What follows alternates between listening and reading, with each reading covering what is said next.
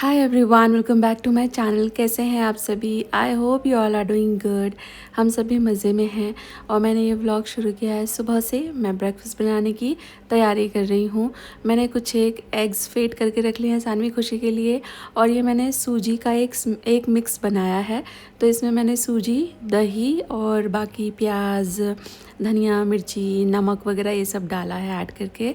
और साथ ही इसमें थोड़े मसाले आपके हिसाब से आप डाल लेना, लाइक लाल मिर्ची का पाउडर, गरम मसाला या किचन किंग, जो भी आपको पसंद आए।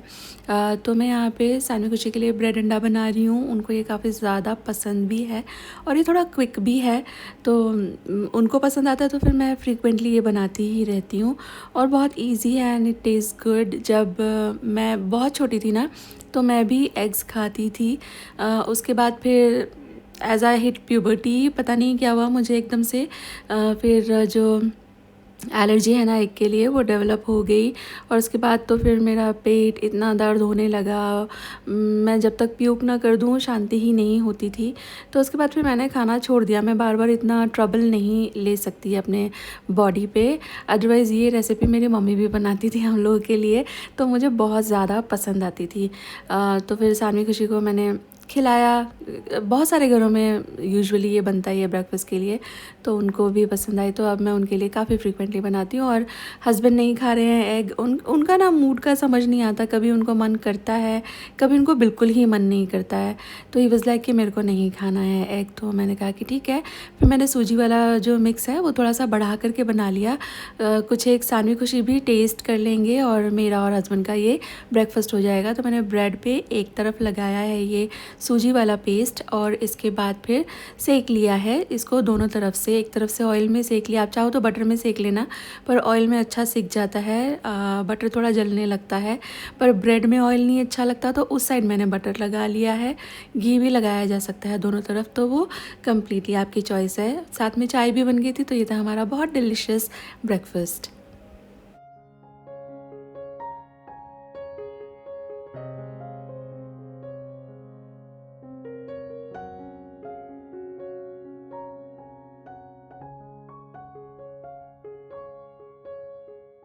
और मम्मी पापा यानी मेरे सास ससुर की वेडिंग एनिवर्सरी थी, तो मोनू भैया आए हुए थे, तो वो लोग आने वाले थे घर पे। तो फिर मैं बस थोड़ी सी तैयारी करना शुरू करूँगी। जब सब लोग इकट्ठे होते हैं तो साथ बैठकर खाना पीना बहुत अच्छा लगता है, और उस पर फिर हंसी ठट्टे गप्पे होते हैं, सीरियस टॉक्स भी होते हैं, बट फैमिली टाइम तो थोड़े खाने पीने के साथ ही ज़्यादा अच्छा लगता है। मैंने पहले से ही मूँग की दाल भिगो के रखी हुई थी। मैं राम लड्डू बना रही हूँ, और ये बेसिकली मूँग दाल से बनते हैं, बट बहुत लोग इसमें है ना थोड़ा सा उड़द की दाल या थोड़ा सा चना की दाल भी मिक्स कर लेते हैं।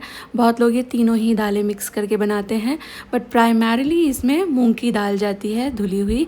बट अगेन चॉइस आपकी, आप चाहे तो छिलके वाली भी ले सकते हो। फिर इसके अंदर मैंने थोड़ा सा मिर्ची, थोड़ा सा अदरक डाल करके इसको पीस लिया है। जितना पानी की ज़रूरत हो उतना पानी डाल करके आप इसको पीस लीजिएगा, थोड़ा दरदरा, बहुत स्मूथ नहीं, हल्का सा टेक्स्चर रहेगा तो अच्छा लगेगा।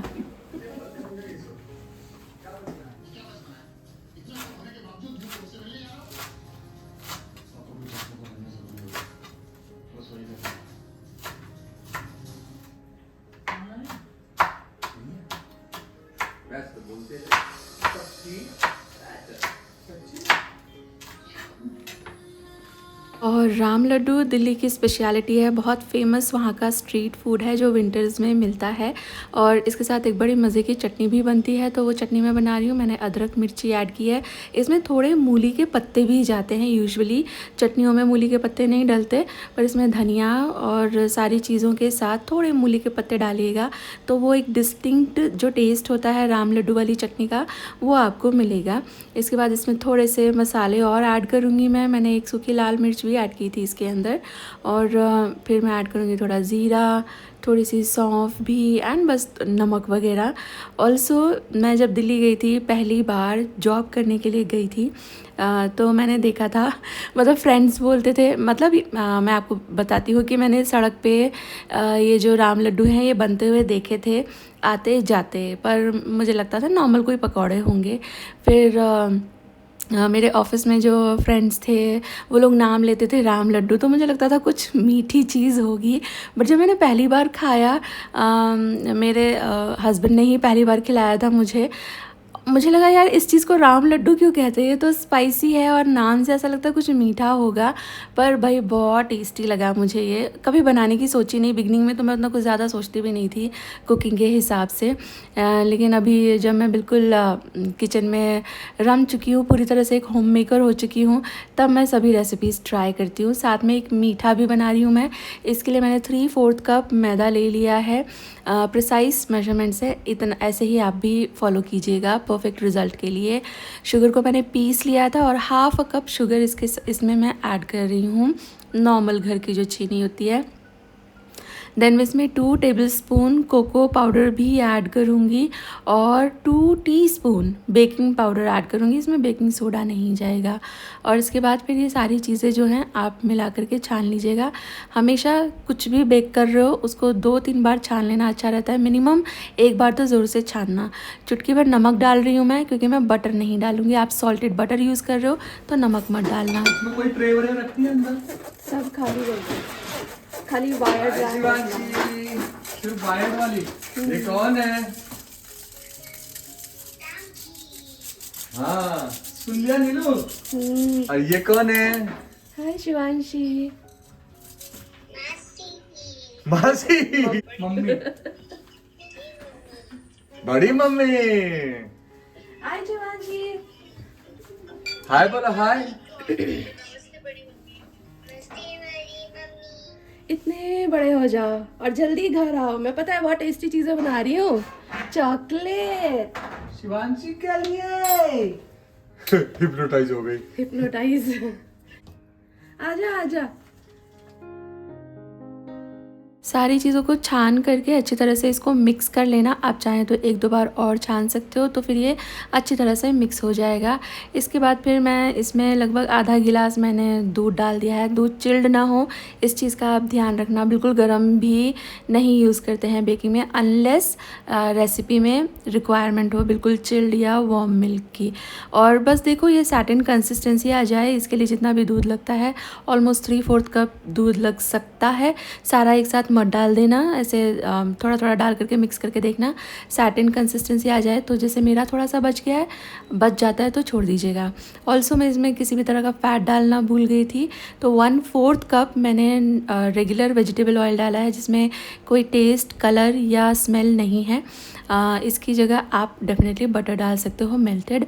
अच्छी तरह मिक्स कर लेना और एक डिश में जो कि ओवन प्रूफ हो, इसमें आप इसको डाल देना। ऐसी डिश लेना जिसमें ये जो मिक्स आपने डाला है ये आधे से कम आए। बड़ी सी डिश आपको लेनी होगी, क्योंकि ये राइस भी होगा और ऊपर से एक सॉस भी इसमें पोर किया जाएगा। यहाँ पर जो अवन है वो मैंने प्रीहीट करने रख दिया है। 1/4 cup brown sugar, 1/4 cup regular sugar मैंने ली है। साथ में इसमें डालेंगे कोको पाउडर 2 टेबलस्पून।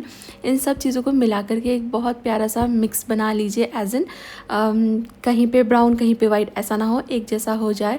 और फिर ये जो पाउडर है, ये जो केक का बैटर जैसा बनाया है ना अभी, इसके ऊपर इवनली आप फैला दीजिए। और इसके बाद इसमें हमको ऐड करना है वाटर। बहुत ट्रिकी लगता है ये देखने में, बट ट्रिकी है नहीं, काफ़ी आसान है ये पुडिंग और खाने में बहुत डिलीशियस लगती है। ये 300 ml वाटर है, प्लेन वाटर, इसमें कुछ नहीं मैंने मिलाया, बट ये गर्म है, एज इन वार्म से थोड़ा ऊपर, बॉइलिंग हॉट नहीं, आपको गर्म फील हो इतना गर्म। और इसको जैसे आपने देखा चम्मच अड़ा करके मैंने डाल दिया है, सो दैट गड्ढे वड्ढे ना हो जाए कहीं पर। और प्यार से पोर करके इसे बेक होने रख दीजिए 170 डिग्री सेल्सियस पे अराउंड 35 मिनट्स के लिए। तब तक यहाँ पर जो दाल थी वो अच्छे से फूल चुकी है, तो इसमें मैंने थोड़ा अजवाइन डाला था, नमक डाला था, और लास्ट में थोड़े से मूली के ही पत्ते मैंने काट करके ऐड किए हैं, ये धनिया नहीं था। और मैंने थोड़ी सी मूली कस भी ली है, क्योंकि गार्निश किया जाता है उसी के साथ। साथ में जो चटनी बनाई थी वो भी मैंने निकाल करके आपको दिखा दिया है। तो सब कुछ रेडी हो गया है, बस लास्ट में ये जो पकौड़े हैं, मूंग दाल के पकौड़े कह लो आप इन्हें, या दिल्ली की भाषा में राम लड्डू फ्राई करेंगे। ये थोड़े से बड़े बड़े होते हैं, पर देखिए जब घर में बनाते हैं तो वो हमारी मर्ज़ी होती है कि हम कैसा पसंद करते हैं, तो उस हिसाब से आप थोड़ा बड़ा थोड़ा छोटा बना सकते हो। जैसा मैंने बनाया ये एक आइडियल साइज़ है। और बस इनको सर्व करेंगे, बहुत डिलीशियस लगते हैं। इसको सर्व करने का एक तरीका होता है, मैंने सारी चीज़ें बाहर टेबल पे रख दी थी तो हर कोई मतलब अपनी लाइकिंग के हिसाब से सर्व कर रहे थे। बट सर्व करने के लिए आप प्लेट पे ये पकौड़े रखिए, राम लड्डू, और इसके ऊपर जो हरी चटनी बनाई है वो भी ऐड करना है, थोड़ी सी मीठी चटनी भी ऐड करनी है, और लड्डुओं के ऊपर थोड़ा चाट मसाला स्प्रिंकल कर लेना। इसके बाद चटनियाँ डालना और इसके ऊपर मूली का लच्छा जो हमने ग्रेट करके रखा हुआ है। एंड देन हर बाइट में थोड़ा सा चाट मसाला होगा, थोड़ी सी हरी चटनी होगी, थोड़ा सा मीठी चटनी होगी, एंड थोड़ी सी कसी हुई मूली होगी। और क्या डिलीशियस लगता है, मतलब वैसा हैवी नहीं लगता, ऐसा पकौड़े खा के बहुत लोग को फ़ील होता है। साथ में मूली है ना तो बड़ा फ्रेशनेस सी रहती है, बहुत डिलीशियस लगता है। आप ट्राई करना, आपको अच्छा लगेगा। ये बैटर अगर पतला हो जाता है तो आप थोड़ा बेसन मिला सकते हो, मैंने भी थोड़ा सा बेसन मिलाया था। बेसन देखो पिसी हुई चना दाल ही है, तो बिगनिंग में नहीं पीसी मैंने, बाद में बेसन के फॉर्म में मिला दी। पुडिंग भी रेडी हो गई थी तो वो मैंने ऐसे ही दे दी, सब लोगों ने अपने हिसाब से सर्व कर ली। बाद में हम चारों के लिए मैंने बनाई थी चाय, मोनू भैया कॉफ़ी पीते हैं, वो चाय नहीं पीते। और फिर सब लोग चले गए थे, किचन विचन क्लीन करी मैंने और बैठ कर आराम से चाय पी। ये तो था उस दिन तक का व्लॉग। नेक्स्ट डे मैंने बनाया था एक बहुत डिलीशियस पास्ता, और बहुत ही डिलीशियस तो था ही, ये हेल्दी टाइप्स भी था। तो मेरे बच्चों को पास्ता बहुत ज़्यादा पसंद है। आई थॉट ये रेसिपी मैं आपके लिए रिकॉर्ड करूँगी, शेयर करती हूँ, क्योंकि पास्ता आजकल के बच्चों को बहुत अच्छे लगते हैं। पास्ता, बर्गर, पिज़्ज़ा, इनको थोड़ा सा अगर हम हेल्दी कर दें तो फिर हमको भी देते हुए गिल्ट नहीं होगा और वो भी खाएँगे तो उनको भी अच्छा ही लगेगा। तो मैंने यहाँ पर पास्ता बॉयल होने के लिए रख दिया है। एक दूसरे पैन के अंदर ऐड किया है मैंने थोड़ा सा ऑयल, और इसके बाद फिर टमेटोज़ का जो ऊपर का जो आँख रहती है ना वो निकाल दीजिए, जिससे ना फिर छीलने में आसानी हो जाती है। और इसको ऐसे 1/2 करके मैंने स्प्रेड कर दिया है। मैंने यहाँ पर 5 टमाटर ले लिए हैं और इनको भुनने रखेंगे वो साइड से जहाँ से कट लगा हुआ है, तो इससे ये इजीली कुक भी हो जाएंगे। और फिर थोड़ा नमक मैंने यहीं पर डाल दिया था, और लाल वाली शिमला मिर्च आधी रखी हुई थी मेरे पास, तो ये भी मैं यहीं ऐड कर दूँगी। ये सब रोस्ट हो जाएगा तो इसका अच्छा सॉस बनाएंगे हम। ऑल्टरनेटिवली आप इसको ओवन में भी बेक कर सकते हो, चाहे तो इस तरह पैन में कर लीजिए। इसके बाद थोड़े से मैं ऐड कर रही हूँ इसमें काजू आप चाहें तो भिगा के लें, उससे और स्मूथ बनेगी आपकी ग्रेवी, मतलब पास्ता का सॉस। चाहे तो ऐसे ही डाल दीजिए। थोड़े से लहसुन भी मैंने ऐड कर दिए हैं। और ये 200 ग्राम पनीर का जो रहता है ना, जो ब्लॉक आता है अमूल का, उसमें से आधे से थोड़ा सा ऊपर पनीर है, तो ये भी मैं ऐसे ही काट करके ऐड कर दूँगी। अभी ये सारी चीज़ें हम लोग पकने रखेंगे तब तक, जब तक कि जो शिमला मिर्ची है वो बिल्कुल सॉफ्ट हो जाए, टमाटर भी अच्छे से गल जाए। तो इतने में पनीर अच्छे स्टीम हो जाएंगे और जो काजू है ना वो भी सॉफ्ट हो जाएंगे। अब जो छिलका है वो उतार लीजिए, या फिर आप चाहें तो छिलका मत ही उतारें, इस सारे को पीस करके बाद में छान लेना इफ़ यू विश, बिल्कुल ही स्मूथ बने सॉस। और मैं यहाँ पे छिलका उतार रही हूँ। इसके बाद ये चीज़ों को ठंडा करके पीस लीजिएगा।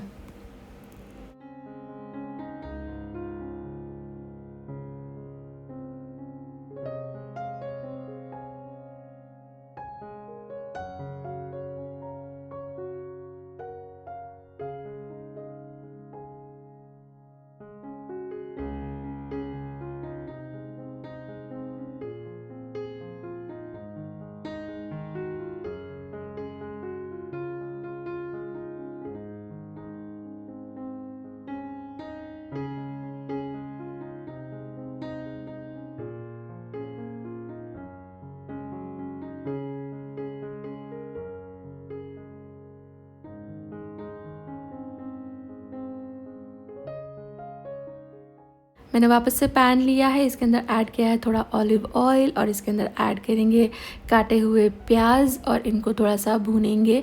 प्याज आपको बहुत ऐसे लाल लाल तो नहीं करनी है, बस थोड़ा सा इसको भून लेना, इतना काफ़ी है। जो सॉस मैंने पीसा था, पिज़्ज़ा सॉस, पास्ता सॉस, उसमें मैंने थोड़ा पानी भी मिला लिया था ज़रूरत के हिसाब से कि वो स्मूथ पिस जाए। यहाँ पर मैंने येलो बेल पेपर और कैप्सिकम वो ऐड कर दिए हैं। थोड़ा पालक भी ऐड कर रही हूँ, देखने में लग रहा है थोड़ा सा ज़्यादा पालक, पर ये तो एकदम गायब ही हो जाएगा, बहुत विल्ट डाउन हो जाता है पालक जब कुक होता है। ऐड किए हैं मैंने इसमें चिली फ्लेक्स और थोड़ी ज़्यादा सी पिज़्ज़ा सीजनिंग। इसी से मज़ा आता है इसमें। पिज़्ज़ा पास्ता सीजनिंग जो आती है ना, जो दोनों में यूज़ हो जाती है, जो मिक्स्ड हर्ब्स भी रहते हैं ना उसमें, मैं वो यूज़ करती हूँ। और इसके बाद फिर मैं इसके अंदर ऐड कर रही हूँ थोड़ा सा लाल मिर्ची का पाउडर। स्वाद के हिसाब से ऐड करिएगा, वरना थोड़ा फीका फीका लगता है। आप चाहें तो थोड़ा ब्लैक पेपर पाउडर, थोड़े और मसाले अपने टेस्ट के हिसाब से ऐड कर सकते हो। सब कुछ अच्छे से भुन गया है, तो जो सॉस पीस करके रखी थी वो मैंने इसके अंदर ऐड कर दी है। और इसमें सिवाय पानी के कुछ भी कच्चा नहीं है, तो पानी पक जाए इतनी देर आप इसको पकाइएगा, खदकाइएगा।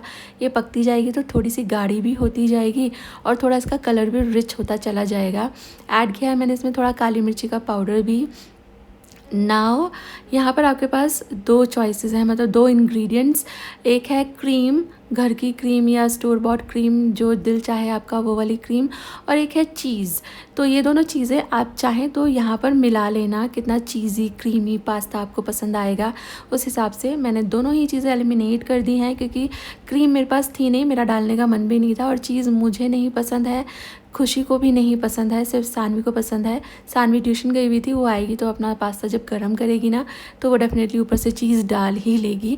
खुशी को नहीं चाहिए, तो इसलिए मैंने बिना चीज़ का बनाया है। थोड़ा मैंने भी टेस्ट किया था, बहुत अच्छा बना था। मुझे तो वैसे पास्ता पिज़्ज़ा बहुत पसंद है ही, बस बर्गर मुझे थोड़े से कम पसंद आते हैं। और फिर शाम को पतिदेव आ गए थे घर पे, तो उनके लिए एक ड्रिंक बना रही थी मैं। बहुत अच्छी सी ड्रिंक है ये, तो आप भी ये ट्राई कर सकते हो, और किसी भी लंच डिनर के साथ आप इसे एंजॉय कर सकते हो। तो इसके लिए जो किन्नू आते हैं ना, इसका मैंने जूस निकाल लिया है मेरे सिट्रस जूसर में। काफ़ी कन्वीनियंट है इसमें मौसम्बी, संतरे, किन्नू वगैरह का जूस निकालना। कुछ ही सेकंड्स में जूस तैयार हो जाता है, हैसल फ्री।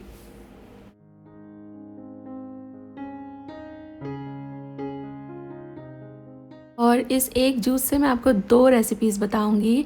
पहला तो वो जो मैंने बनाया था, तो ग्लास के अंदर थोड़ा थोड़ा सा जलजीरा ऐड कर देना, जलजीरा का जो पाउडर आता है। देन जो जूस आपने बनाया है वो ऐड कर देना, और इसके बाद फिर इसमें कोई भी आप सोडा ऐड कर देना। मैं स्प्राइट मिला रही हूँ, इसमें पहले से काफ़ी चीनी रहती है, तो इसमें शुगर वुगर ऐड करने की ज़रूरत नहीं होगी। आप प्लेन सोडा मिलाते हो ना, तो फिर थोड़ा आपको शुगर मिलाना पड़ेगा। तो ये तो हो गया मसाला ऑरेंज तैयार। आप इसमें मसाला ना डालो और एक स्कूप वनीला आइसक्रीम डाल दो, तो ऑरेंज फ्लोट रेडी हो जाएगा। गिव इट अ ट्राई, आपको पसंद आएगा।